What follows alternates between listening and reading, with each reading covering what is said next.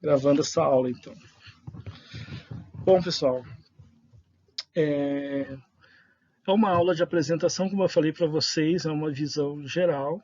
A gente vai falar sobre todos os temas que a gente vai ver até o final do semestre e também a nossa avaliação e a bibliografia que a gente vai ter também e outras coisas que eu venha lembrar no meio desse processo.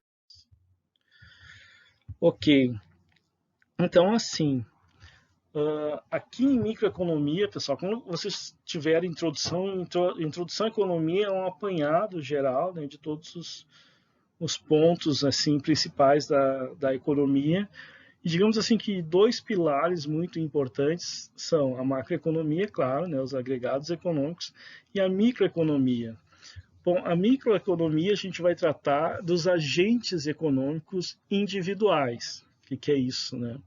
A gente vai tratar do consumo dos indivíduos, né? Como é que eles tomam as decisões de consumo, em cima de quê, das suas preferências, da sua renda, dos seus gostos, ok? E por outro lado também a gente vai tratar a unidade de produção, né? O que seria a firma ou a empresa, né?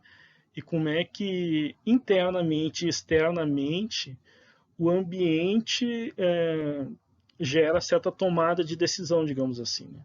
E aí, no caso da firma, é um pouco mais amplo, né? Porque daí a gente vai tentar entender o processo na qual os custos são gerados, os processos na qual a produção é gerada em si, e isso tudo está interrelacionado, né?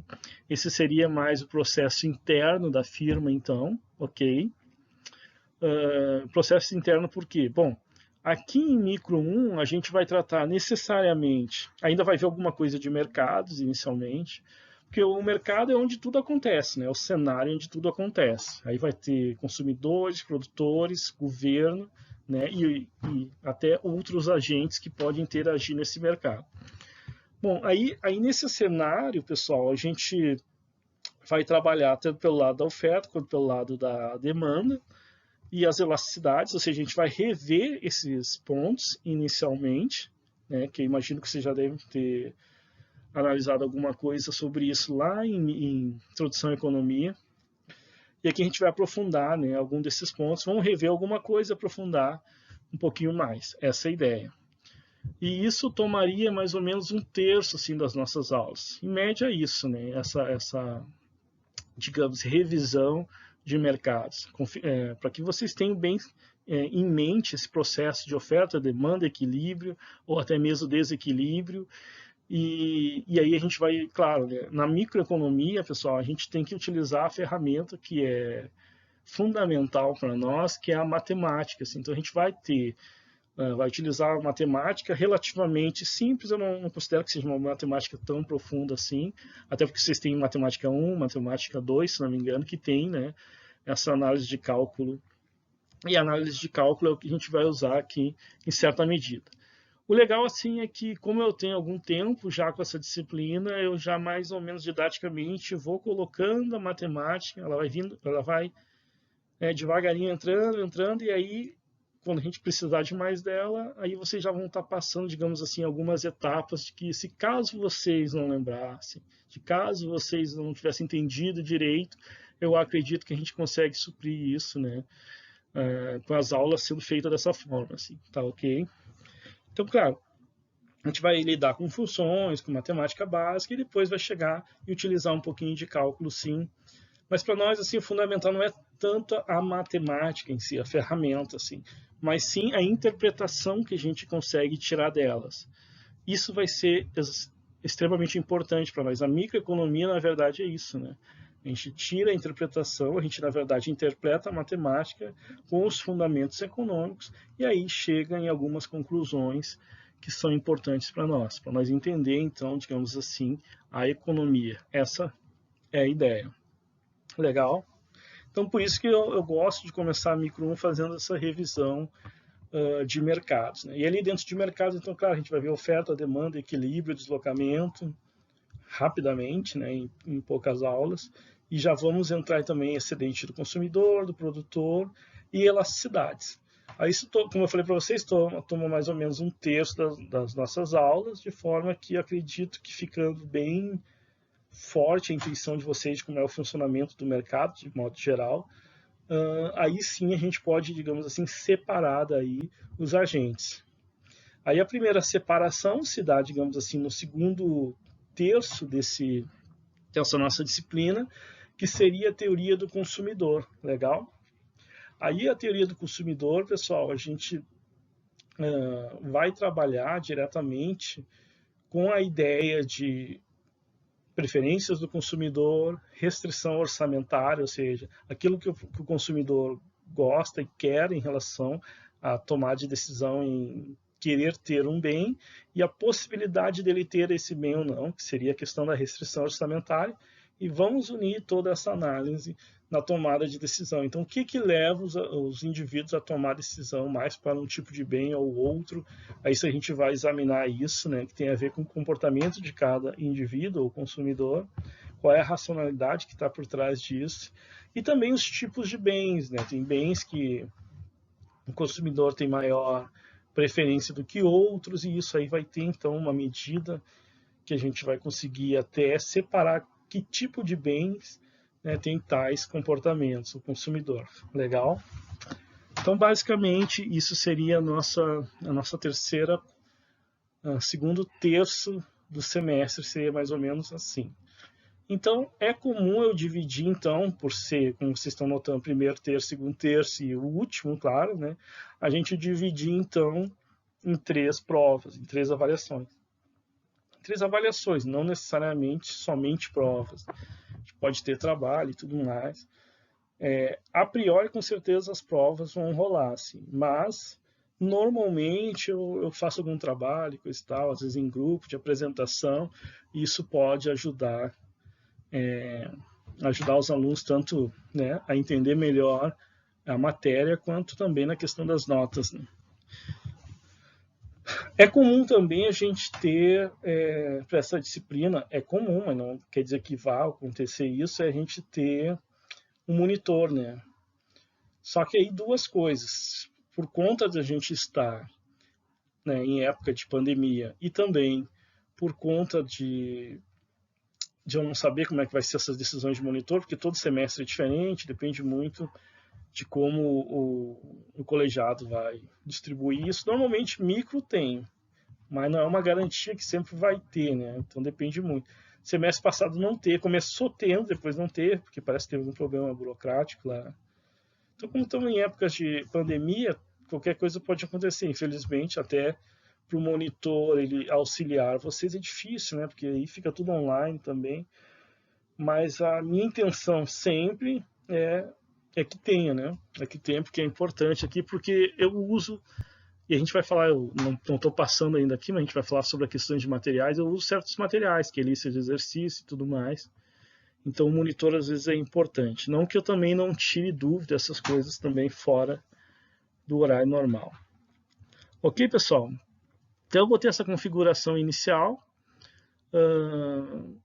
porque, claro, essa questão dos fluxos são importantes, porque vocês podem ver que os mercados são importantes, né? O mercado de bens e serviços, o mercado dos fatores de produção. E fatores de produção são tanto mão de obra, né, as pessoas ofertam, ou até mesmo os produtos que as empresas ofertam para outras empresas. E as famílias consomem, e as famílias é o nosso agente consumidor, o indivíduo. Então é ali que a gente vai examinar esse segundo terço. Só que já no último terço, digamos assim, né, na última parte do nosso semestre, a gente vai iniciar o que se chama de teoria da firma, né? A teoria da firma tem vários componentes, né, digamos assim, subcomponentes assim. E 2 deles a gente vai tratar ainda em micro 1, que é exatamente a teoria dos custos, ou os custos de produção, e a teoria da produção em si. Então é produção e custos, né? Essa é a lógica. Na verdade, a produção é uma análise mais técnica, não que não tenha economia ali, mas é mais técnica, ou seja, o uso dos fatores de forma econômica, independente dos preços deles, né? Então, existe um uso que ele pode ser economicamente melhor do que outro, independente, inclusive, dos preços que esses fatores venham a custar. E, obviamente, quando a gente precifica os fatores, que a gente dá preço, e aí preço a fatores é, por exemplo, o salário do trabalhador, quanto custa uma matéria-prima e tudo mais. Aí, quando a gente precifica isso, a gente está falando de custos, né? E aí, como é que é o comportamento desses custos, né? Tem um custo inicial, que é quando você começa um investimento, que ainda você nem está produzindo e já está tendo custo. Tem um custo variável, que é aquele que você já está produzindo e precisa pagar esses custos para, obviamente, a produção existir.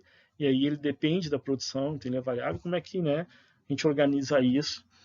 Ou como é que isso se organiza organicamente, de forma que você pode prever mais ou menos o que vai acontecer ao longo de um processo produtivo. E aí, de certa forma, a gente finaliza esses pontos, né, aí nesse processo de teoria da firma. A teoria da firma ela se estende mais do que isso, porque, como eu falei para vocês, essa é a parte interna, né, os custos, a produção, isso é interno dentro de uma empresa. Agora, ela também vai oferecer os produtos dela no mercado, né? E aí, que tipo de mercado ela está envolvida? Aí, claro, aí seria um salto lá, que vocês devem fazer depois futuramente, que é a micro 2. Né? Aí a gente não entraria nessa questão de mercado, que é uma questão mais externa, que às vezes até não depende da firma, porque afinal ela está inserindo no mercado concorrencial, aí ela tem que ver qual é o preço de mercado e assumir aquele preço, por exemplo. Ou ela é um monopólio, né? Então ela mesma pode definir o preço, mas para tudo tem um limite, a gente vai ver isso. Ou mais ainda, né? Ela pode estar num ambiente de concorrência oligopolista, alguma coisa um pouquinho mais complexa, mas que ela também tem que tomar certas decisões. Aí, claro, dada a ação e reação de outras firmas e coisa e tal. Mas aí, mercados, micro 2. A gente aqui, em teoria da firma, para em custos. E vamos até ali só. Normalmente, a gente vai usar, como eu falei para vocês, cálculo aqui. Não tem como fugir, né? Então, aqueles processos de otimização, a gente vai fazer da forma mais simples possível e vai chegar lá. Aí, nesse tipo de explicação, eu gosto de ser bem chato até, assim, no sentido para que todo mundo entenda. O cara que já sabe pode se chatear um pouco, mas aí eu posso avançar um pouquinho mais depois. E porque aqui a gente vai ter que ter maximização da utilidade do consumidor, minimização de custo, maximização de produção. Teria também maximização de lucro, mas normalmente, como isso é tão tratado dentro de mercados, que eu deixo para iniciar então o micro 2 com maximização de lucro. Então, passei isso lá para micro 2. Legal? Bacana? Então, basicamente o que eu estou falando para vocês está aqui, né? Os conceitos que eu falei para vocês. Então, A1 e A1, né, os conceitos básicos e fundamentos do mercado é o que a gente vai ver nessa primeira parte, digamos assim, nesse primeiro terço do semestre, legal? Teoria do consumidor, então, vai pegar um pedaço que talvez um pouquinho menor que um terço, assim, na contagem de aulas eu acho que é um pouquinho menor, mas é 30%, se não for 33%, é 30%, é pouca coisa, menor, legal?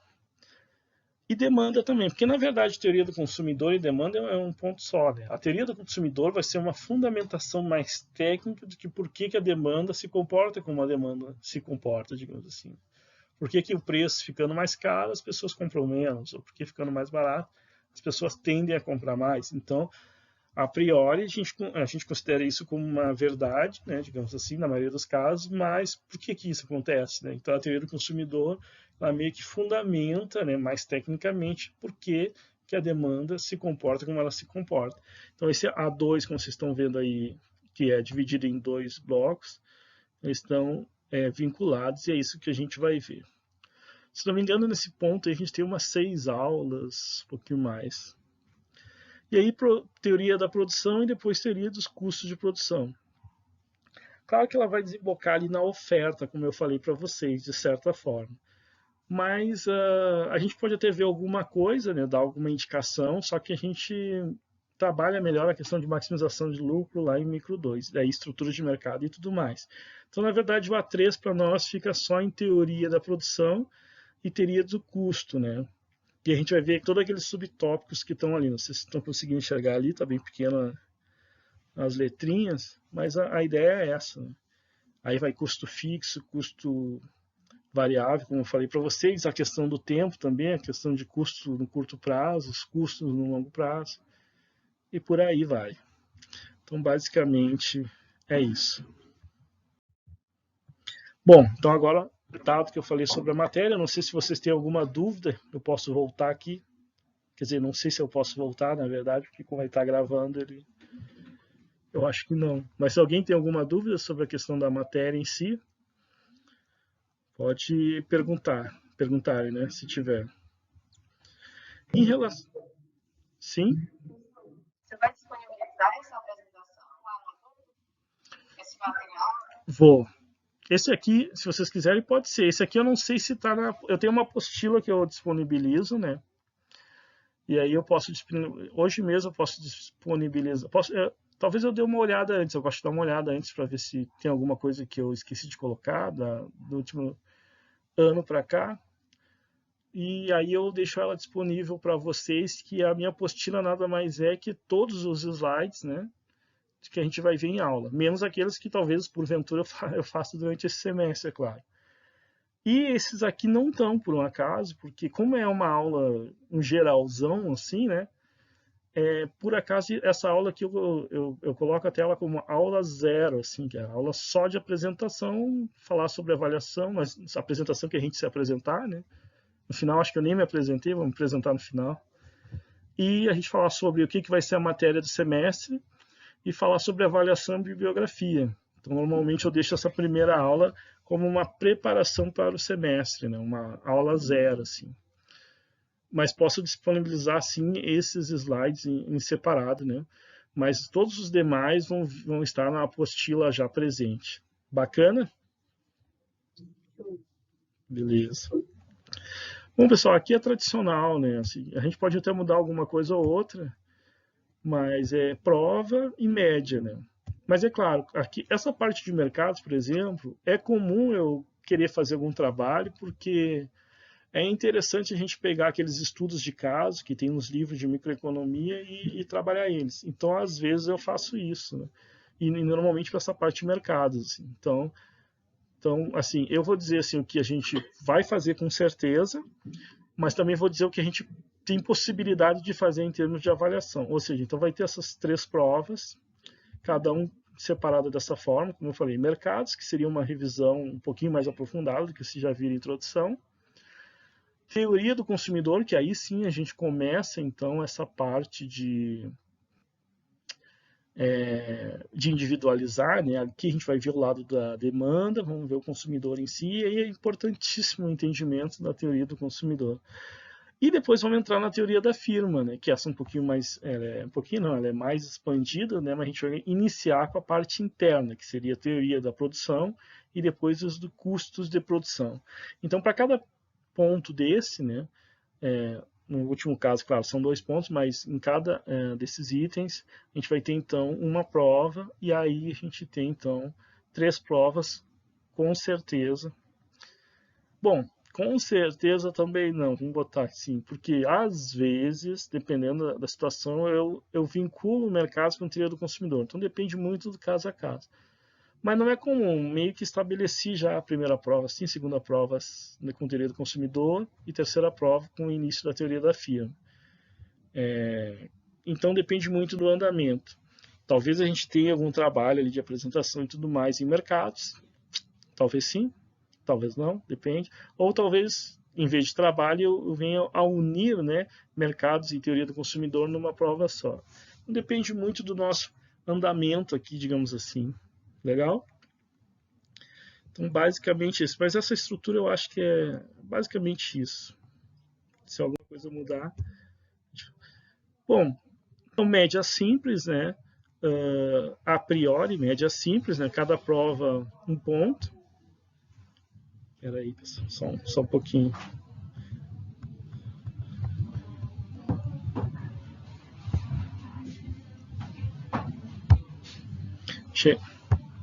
É que chegou meu sobrinho ali, aí o som pegou aqui.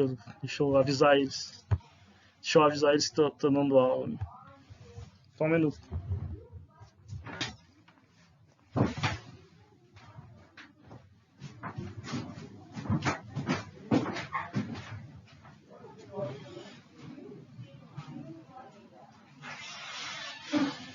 Mas eu já estou finalizando. Uns 15, 20 minutos eu acho que eu finalizo.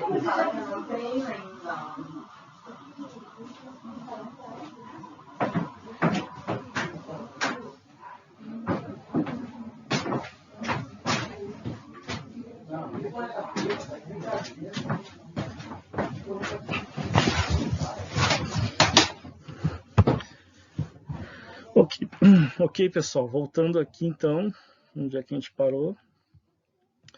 Então, em média, tá me ouvindo? Tá tudo ok? Beleza. Então, a priori, média aritmética simples, 3 provas, divide por 3, aí você tem que tirar 7. Isso aqui na verdade, é o padrão que a universidade pede, né? A universidade que pede que seja assim.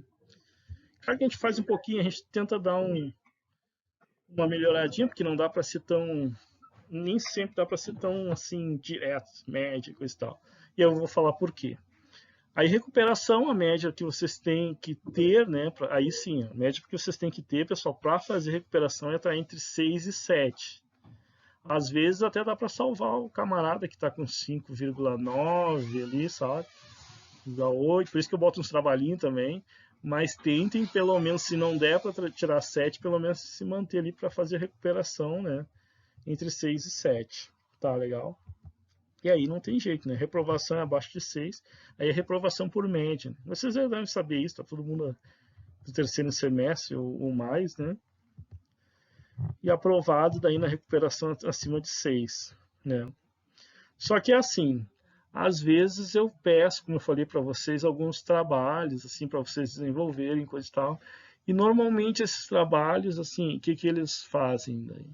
Aí eles têm um peso menor que a prova, claro, né? Normalmente o trabalho tem um peso menor que a prova, assim, acho que a prova tem, pelo menos para mim, tem um peso maior. Mas às vezes também eu botei o mesmo peso, então é tudo variável, sabe, pessoal? Porque se for um trabalho bacana, dependendo, pode botar o mesmo preço que a prova. Aí o que acontece? Se for o mesmo preço que a prova, tranquilo, é só botar mais uma avaliação e dividir por 4 ali, é a mesma coisa, vocês têm que ter média 7, coisa e tal. Agora, se o peso for diferente, aí a gente tem que fazer um cálculo lá, por isso que às vezes o pessoal não entende por que saiu aquela média, porque se o peso é diferente, provavelmente o diferente aqui ele vai ter que valer ou a metade, né? Só tem essa, pelo menos tecnicamente dentro do sistema aqui, só consegue colocar peso 1 e peso 2. É como se uma prova valesse 2 vezes mais que um trabalho, por exemplo. Aí você tem que dividir certinho conforme os pesos.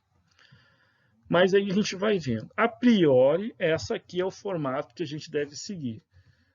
Então, a média aritmética, se a gente só fizer 3 provas, vai ser essa aí. Se fizer outra coisa aí, eu aviso vocês, a gente faz o cálculo que tiver que fazer para entender como é que a média é gerada. Mas, sendo como for, a média tem que ser essa, né? Igual, acima de 7 você se aprovado. Recuperação, você estar ali entre 6 e, claro, né, abaixo de 7. E a recuperação, e aí a reprovação por média se você estiver abaixo de 6, né? Muito abaixo de 6, assim, sem conseguir recuperar. Então tentem não ficar pelo menos muito abaixo de 6, né? E aí depois lá na recuperação tirar 6. Mas aí recuperação é aquele negócio, né? Você tem que estudar legal, porque pode ser que seja um pouquinho mais simples, mas é mais conteúdo, porque com certeza é o conteúdo das 3 provas. Isso aí que acaba, mesmo que ela venha a ser um pouquinho mais simples a recuperação, ela acaba continuando sendo difícil porque tem muita carga. Então tentem evitar a recuperação se possível. Legal? Bom, e a bibliografia, pessoal, toda ela tem na biblioteca, né, disponível, mas eu não sei como é que está a questão de acesso à biblioteca, se estão podendo ir lá ou não. Alguém sabe me dizer alguma coisa? Eu realmente não sei. Mas se vocês puderem ir lá, todos esses livros tem lá. O principal livro, então, e todos em português, pessoal, não se preocupem, que aqui tem uma capa, tem 2 capas que estão em inglês. Se quiserem, pode usar em inglês, mas tem em português. O Pind, que é esse aqui do Robert Pind, que esse primeiro aqui é o que eu considero fundamental, assim, porque didaticamente ele escreve muito bem, é muito bom de ler ele. Então, esse aí eu recomendo, o Pind, né? Mas também a gente usa o Varian, né? Em alguns aspectos a gente usa o Variant, que é esse segundo azul, ele na verdade já é considerado até uma microeconomia intermediária, um pouquinho mais assim avançado, tem um pouquinho mais de matemática, então ele é fundamental para nós, ele é direto, né?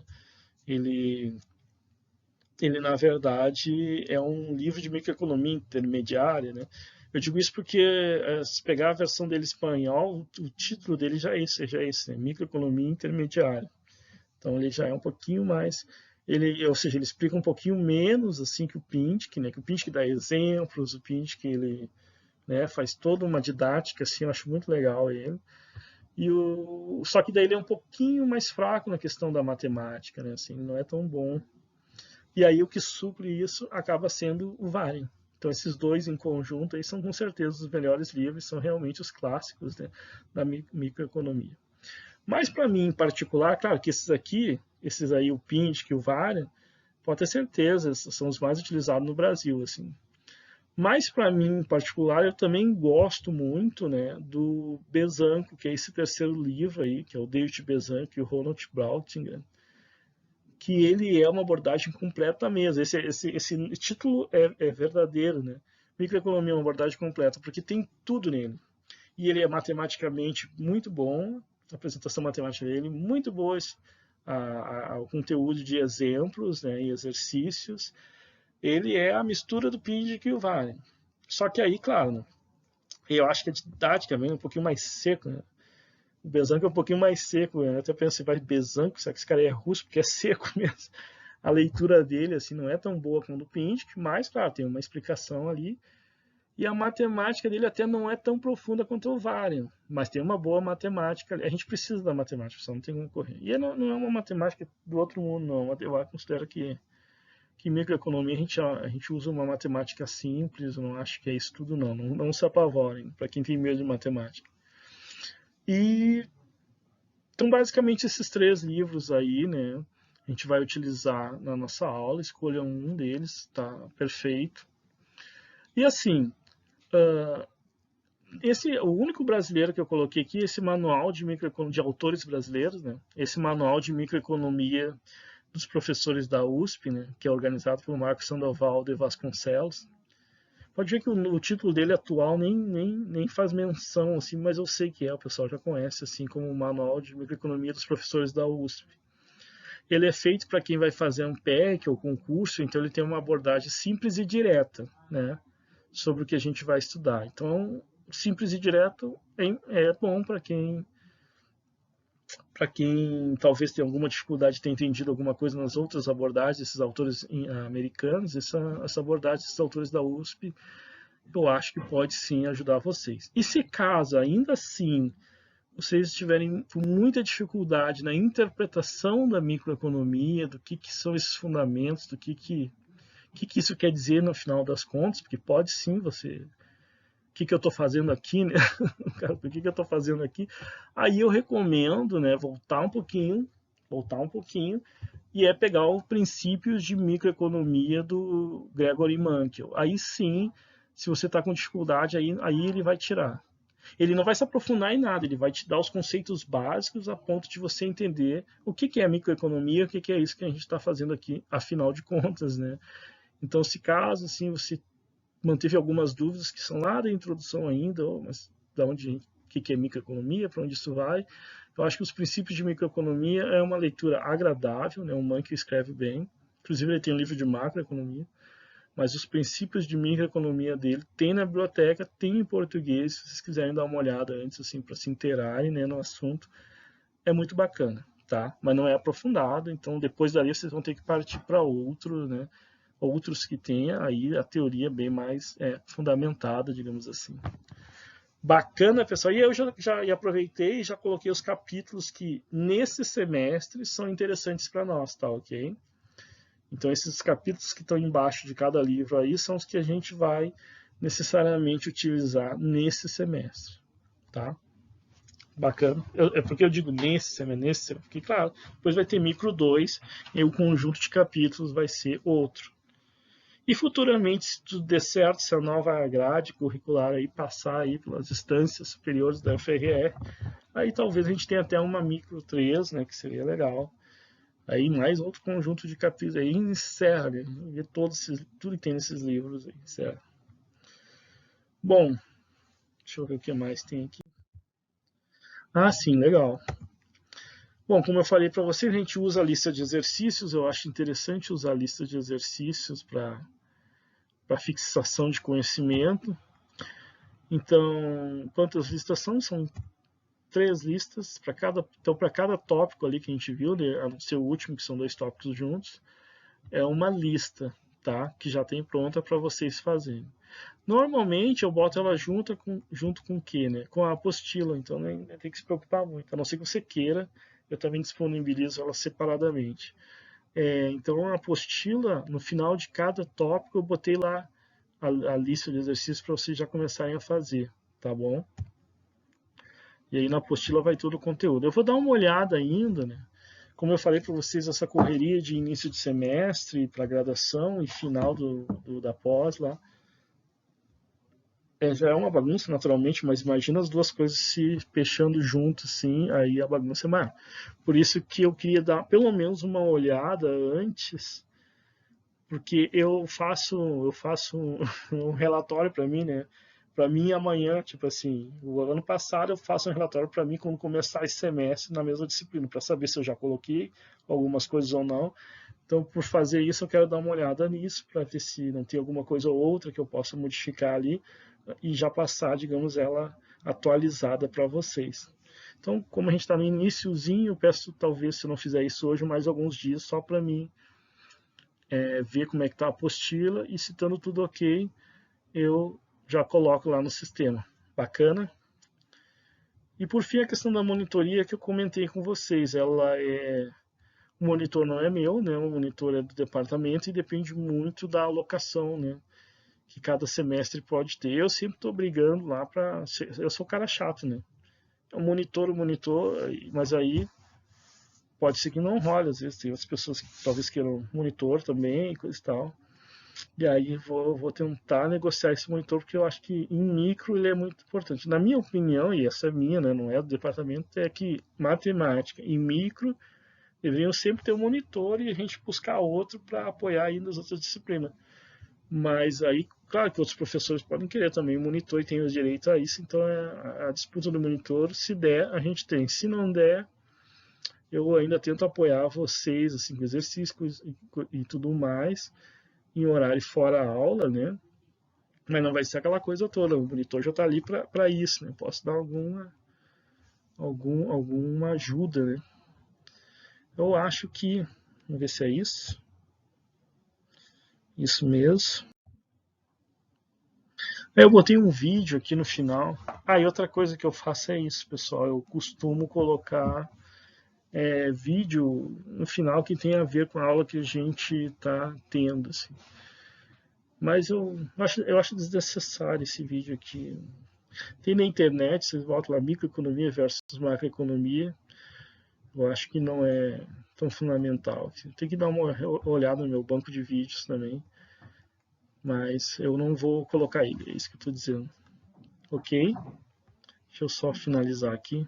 A teoria econômica se divide em duas grandes áreas, a microeconomia e a macroeconomia. A microeconomia trata do comportamento individual dos agentes econômicos. A macroeconomia, por sua vez, oferece uma visão global, aspectos que envolvem a todos. Os agentes econômicos são as famílias, as empresas e o governo. Portanto, na microeconomia, cada um desses agentes é abordado individualmente, enquanto que na macroeconomia se estudam os aspectos globais que afetam todos os agentes econômicos. A microeconomia volta sua atenção ao mercado, onde ocorre a formação de preços de diversos produtos e serviços. Preços ditados pela ação simultânea da oferta e demanda. A microeconomia é dividida em teoria do consumidor, que estuda as preferências do consumidor, teoria da firma, que estuda as organizações cujo objetivo é produzir lucro, e teoria da produção, estuda a transformação de produtos em outros produtos para venda no mercado. A microeconomia também estuda as práticas de mercado, como o monopólio, oligopólio, tipos de concorrência. A macroeconomia se dedica ao comportamento global de uma economia, geralmente uma nação. Portanto, estuda o comportamento dos agentes econômicos como um todo, analisa vários indicadores, tais como poupança, desemprego, produção total. E seus principais objetivos são o crescimento da economia, o pleno emprego e o controle da inflação.